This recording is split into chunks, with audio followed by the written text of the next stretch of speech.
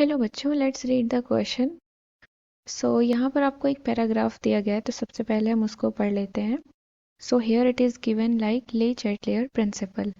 If a system at equilibrium is subjected to a change of any one of the factors such as concentration, pressure, or temperature, the system adjusts itself in such a way as to nullify the effect of that change। यानी कि अगर कोई system equilibrium में है और उसमें किसी भी तरीके का चेंज आता है, जैसे कि कंसंट्रेशन में, प्रेशर में या फिर टेम्परेचर में चेंजेस आते हैं, तो सिस्टम अपने आप को इस तरीके से एडजस्ट करता है कि वो उस चेंज को नलीफाई कर देता है।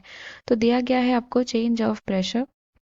If a system in equilibrium consists of gases, the concentration of all the components can be altered by changing the pressure।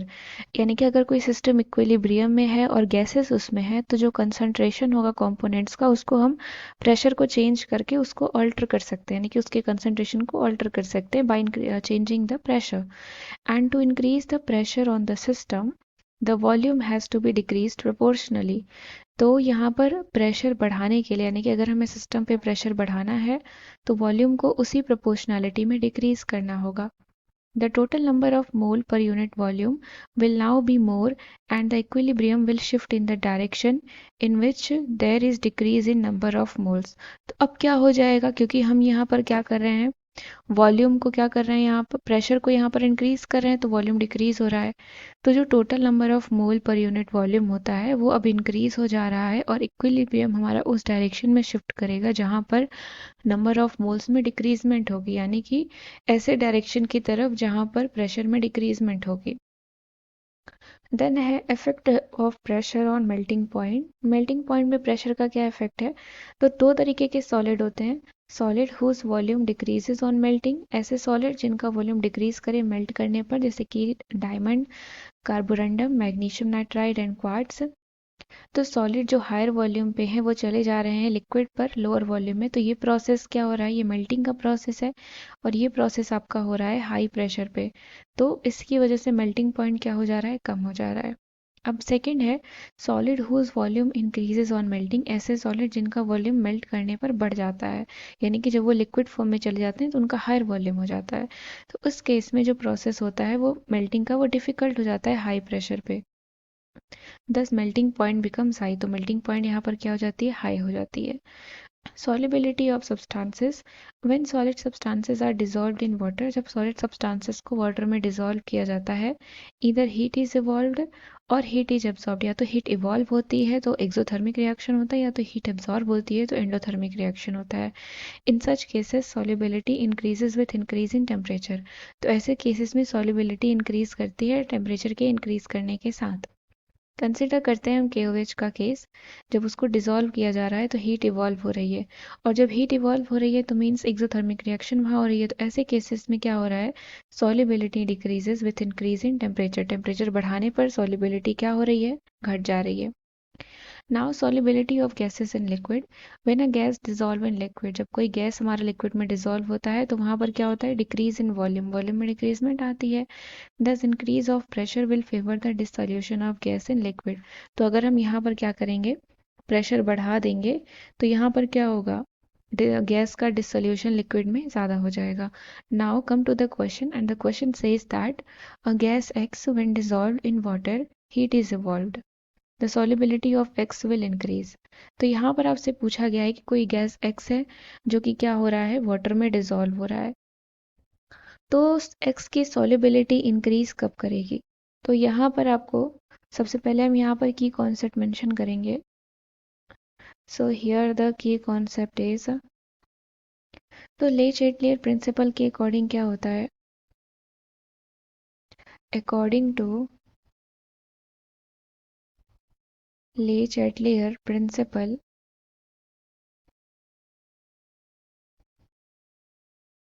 चैटलियर्स principal,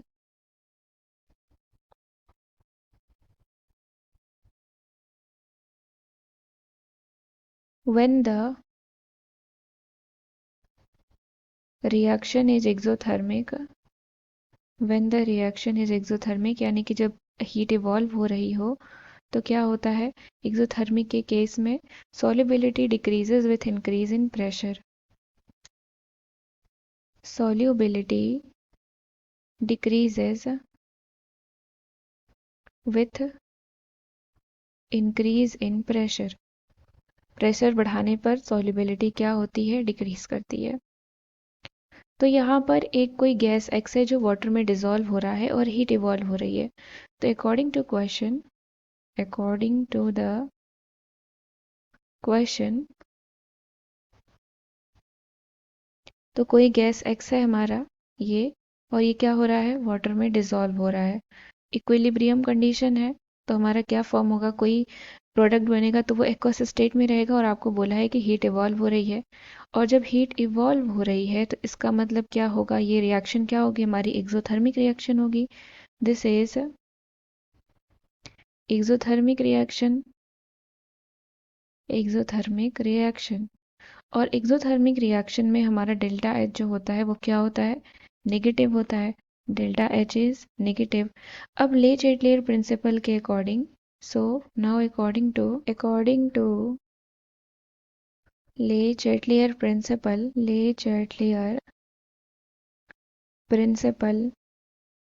क्या होता है कि जब हम टेम्परेचर बढ़ाते हैं तो रिएक्शन बैकवर्ड डायरेक्शन में फेवर होता है।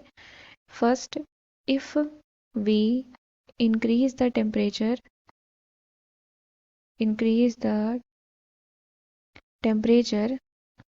reaction is favored in backward direction, reaction is favored in backward direction,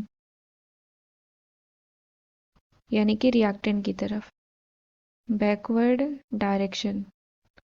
तो यहाँ से हम देख रहे हैं कि टेम्परेचर बढ़ाने पे रिएक्शन बैकवर्ड डायरेक्शन में फेवर कर रहा है, यानी कि सॉल्युबिलिटी तो यहाँ है ही नहीं। अब हम सेकंड केस देखते हैं। अगर हम टेम्परेचर को क्या करें, डिक्रीज कर दें। If we decrease the temperature, अगर हम टेम्परेचर को डिक्रीज करते हैं तो रिएक्शन कहाँ शिफ्ट होता है, फॉरवर्ड डायरेक्शन में। Reaction is favoured in forward direction. Reaction हमारा किस डायरेक्शन में फेवर होता है, फॉरवर्ड डायरेक्शन में। तो अगर फॉरवर्ड डायरेक्शन में रिएक्शन फेवर हो रहा है टेम्परेचर की डिक्रीज करने से, तो इसका मतलब ये हो गया कि सॉल्युबिलिटी क्या हो जाएगी, इंक्रीज करेगी। सो एट लो टेम्परेचर, तो लो टेम्परेचर पे क्या होगा, सॉल्युबिलिटी इंक्रीजेस। सॉल्युबिलिटी क्या करेगी, हमारी इंक्रीज कर जाएगी। तो लो टेम्परेचर पे सॉल्युबिलिटी इंक्रीज कर रही है। तो अब हम प्रेशर की बात कर लेते हैं। सिंस यहाँ पर x जो है हमारा गैसियस फॉर्म में है, तो जब इसका रिएक्शन वाटर से हो रहा है तो ये क्या बना रहा है, ये एक्वस स्टेट में प्रोडक्ट बना रहा है। और एक्वस स्टेट में प्रोडक्ट बना रहा है तो इसका मतलब गैस वाटर में जब डिजोल्व हो रहा है तो उसका वॉल्यूम क्या हो रहा है, डिक्रीज हो रहा है। हियर वॉल्यूम डिक्रीजेस, यहाँ पर वॉल्यूम क्या हो रहा है, डिक्रीज हो रहा है। तो हमें पता है यहाँ पर आपको दिया गया है कि to other volume has to be decrease proportionality, यानी कि जो वॉल्यूम होता है आपका, यानी कि जो प्रेशर होता है आपका, वो किसके इन्वर्स प्रोपोर्शन में होता है, वॉल्यूम के इन्वर्सली प्रोपोर्शन में होता है। अगर वॉल्यूम आपका डिक्रीज कर रहा है तो प्रेशर ग्रेजुअली आपका क्या करेगा, इंक्रीज करेगा। तो इसका मतलब क्या हो गया यहाँ पर, so at high pressure solubility increases. तो हाई प्रेशर पे सॉल्युबिलिटी क्या हो रही है, बढ़ जाएगी। तो हमारा क्या हो गया, लो टेम्परेचर हो गया और हाई प्रेशर हो गया। So low temperature and high pressure. Option number D is the correct answer. I hope you understood it well. Thank you and best of luck.